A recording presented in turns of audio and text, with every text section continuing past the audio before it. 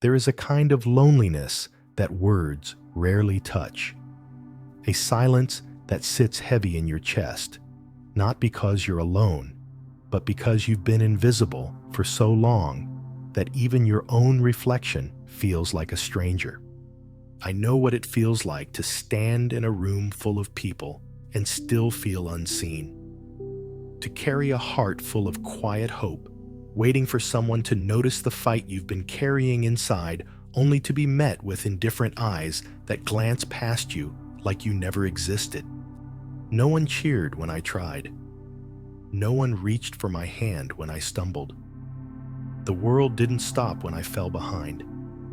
And with each breath I took, I felt as if I was borrowing time that was never mine. My name carried no weight. My dreams sounded like distant echoes bouncing back at me in mockery. They looked at me with pity, not respect. Their glances were soft, not because they cared, but because they didn't expect anything from me. I was the weak one, the one they left behind, the one who never made the cut, the one whose absence wouldn't change the outcome of anything. Every step I took onto the battlefield wasn't a step of courage. It was a step wrapped in fear. Fear that I would fail again. Fear that my name would be remembered only as a fleeting disappointment. Fear that I would die before becoming anything more than a whisper no one would recall. And yet, in that quiet, something darker and heavier grew. Not bitterness, not anger, but a kind of silent ache. The ache of realizing that no one was coming, that no one owed me their attention, that no amount of trying would make anyone turn around. It wasn't a comforting realization. It didn't bring peace. It stripped away the illusions I carried, for so long illusions that maybe, just maybe, someone would see the depth of my struggle and reach for me. But no hand came, only emptiness. That is where everything truly began. Not with applause, not with encouragement, but with the absence of both. There comes a moment when the weight of waiting crushes you. Not because you're too weak to carry it, but because you finally see the truth that's always been there, hidden beneath your hopes. No one is coming. No one will pull you from the shadows simply because you are tired. The world does not hand out mercy for exhaustion. It does not celebrate you for almost making it. Effort is not enough. Struggle is not enough. The world moves by its own rhythm, cold and unbothered, stepping over those who fall and never glancing back. That realization is sharp. It cuts deeper than any wound. Because for so long, I wanted to believe that my fight mattered to someone. That if I gave everything, someone would notice. Someone would help. But the silence kept answering back, again and again. And in that silence, clarity arrived. Not as comfort, but as an unflinching mirror. The world sees only one thing results. You are either strong enough to rise, or you are not. The space between means nothing. It does not care how many nights you wept in silence. It does not care how many times you whispered to yourself that you would try again. The world rewards victory, not effort, power, not potential. And when that truth finally settled into my bones, something inside of me shifted. I stopped waiting for understanding. I stopped hoping for sympathy. I stopped explaining the battle raging within me to those who would never hear it. Because the world doesn't pause for your pain. It doesn't care about your reasons, your wounds, or your intentions. It marches forward with or without you. And if you cannot stand it, will walk over you. That is not cruelty, it is nature. I could either let that truth destroy me or let it rebuild me. In that brutal honesty, I found something far more valuable than comfort. I found clarity. And with clarity came choice. At first, I tried to fight against the pain. Every wound felt like an injustice, every failure like a betrayal. I wanted to escape it, to outrun the ache that lived in my chest. But no matter how fast I moved, it followed, like a shadow stitched to my skin. There is a point where you grow tired of running, tired of asking, why me, tired of waiting for the world to offer something it was never going to give. And that's when something else begins to stir inside you. It is not comfort. It is not hope. It is resolve. Resolve is different from motivation. Motivation fades when the road stretches too long. It disappears when your legs shake and your lungs burn. It vanishes when your hands tremble from holding on too long. But resolve remains. It whispers not of ease, but of necessity. It does not say, you can do it. It says, you must. I stopped asking for mercy. I stopped pleading for the weight to be lighter. I learned to carry it, to grow under its pressure, to bleed and keep walking, to break and keep building, to fall again and rise before the dust had time to settle. The pain did not break me. It introduced me to the parts of myself I had never met, the silent corners of my being where hunger lived, where refusal to surrender was born. I started to see pain not as an enemy, but as a mentor. A harsh, unforgiving mentor who taught with fire instead of words. And in that fire, I was no longer fragile. I became tempered like steel, repeatedly plunged into flame. I did not become fearless. Fear still whispered to me every step of the way, but I no longer bowed to it. I carried it beside me, knowing that courage was not the absence of fear, but the refusal to let it dictate my steps.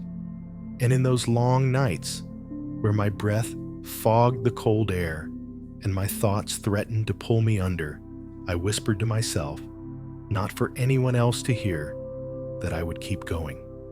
Not because I believed I would succeed, but because I refused to stop. Strength does not arrive like a sudden sunrise. It comes like winter, quiet, relentless, slowly covering every corner of who you used to be, until even you can no longer recognize your reflection. I did not wake up stronger one morning. I broke myself, piece by fragile piece, every single day. Not because I wanted to, but because there was no other way. I was at war, not with the world, not with those who doubted me, but with the weaker version of myself, who clung to comfort, who hesitated at the edge of risk, who waited for permission to live fully. Every day, I stood in front of that version and chose to kill him. The one who flinched, the one who doubted, the one who whispered, maybe tomorrow. And with each death, a new layer was forged. A layer that was harder, sharper, less forgiving.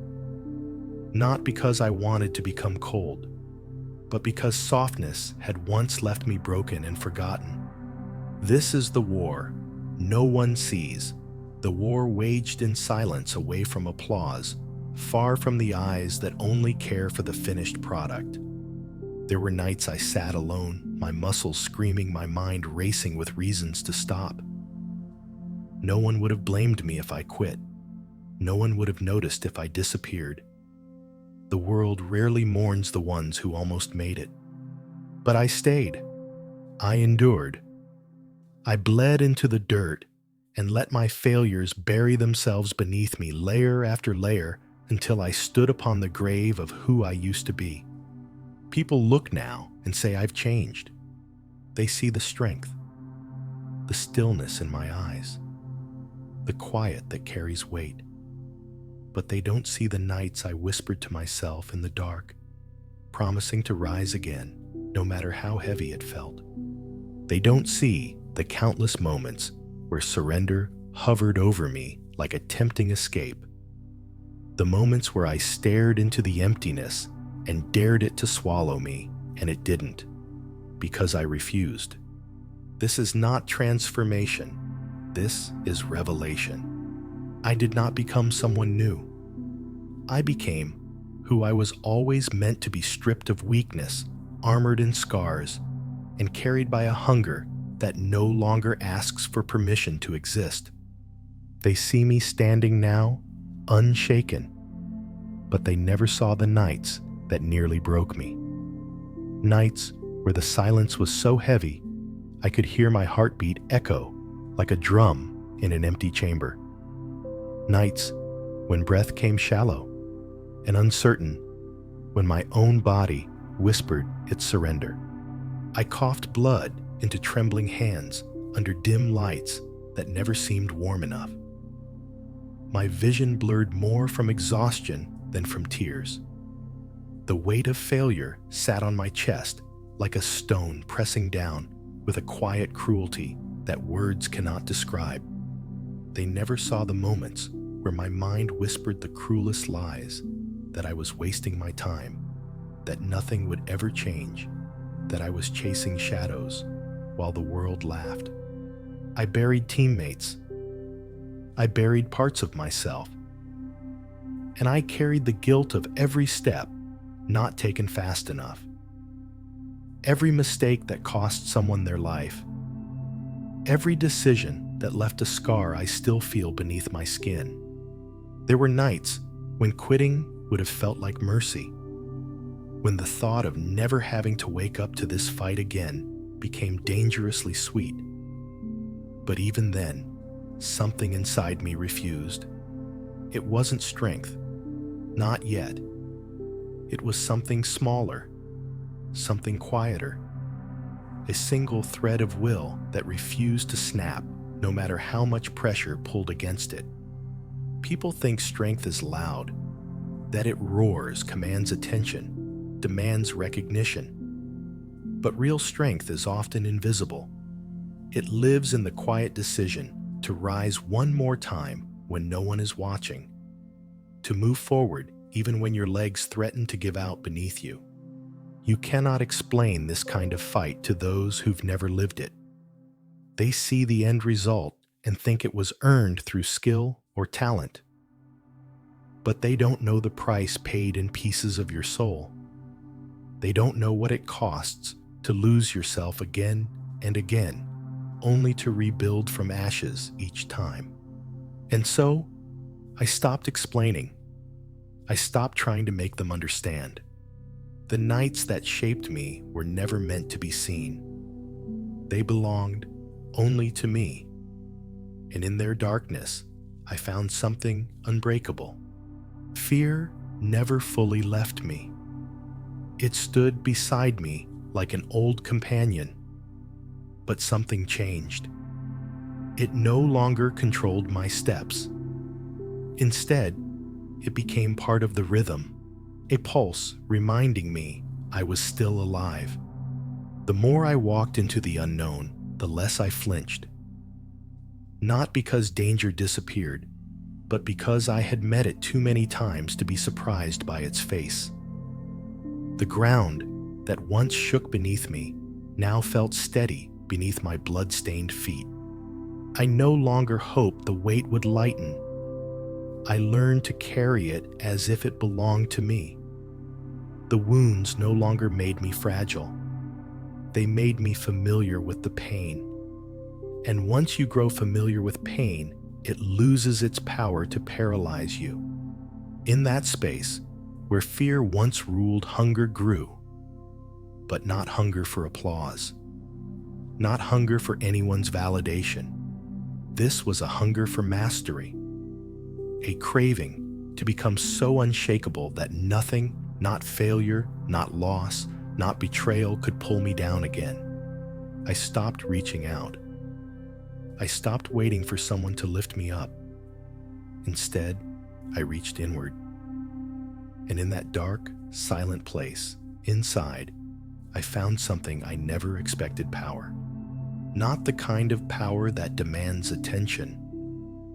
Not the kind that needs to be flaunted, but the kind that settles into your bones like a quiet storm. The kind that carries you when everything else falls apart. I had nothing left to lose. My softness had already been stripped away, layer by layer. All that remained was resolve, sharpened, hardened, burning. You see, once you've walked through fire long enough, you stop fearing the heat. You learn to live inside it, to breathe within it, and the world which once towered over you starts to shift. Not because the world changed, because you did. The same mountains that once looked impossible now seemed like steps. The same voices that once mocked now sounded distant. The same doubts that once whispered now grew silent. I no longer fought for survival. I fought because it was who I had become. There's a strange kind of peace that comes when you realize no one can break what's already been broken and rebuilt by your own hands. The world didn't give me this strength, and so it cannot take it away.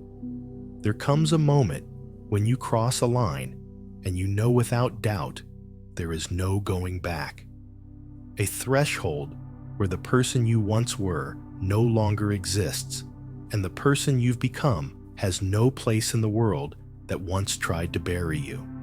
I reached that point, not in a flash of glory, not in a sudden burst of triumph, but in quiet finality.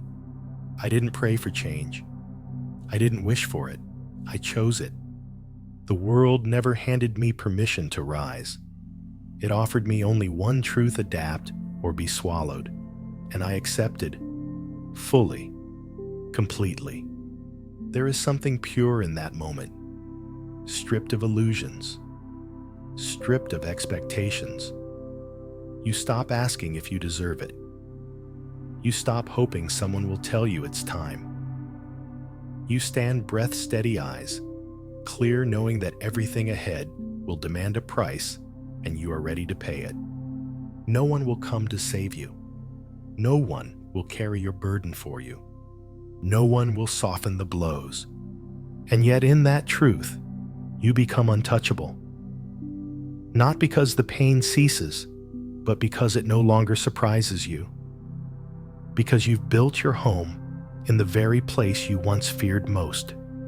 From the outside, people see strength. They see resolve. But what they cannot see is what it cost. They do not see the nights you screamed into the silence. They do not see the mornings you dragged your broken body forward.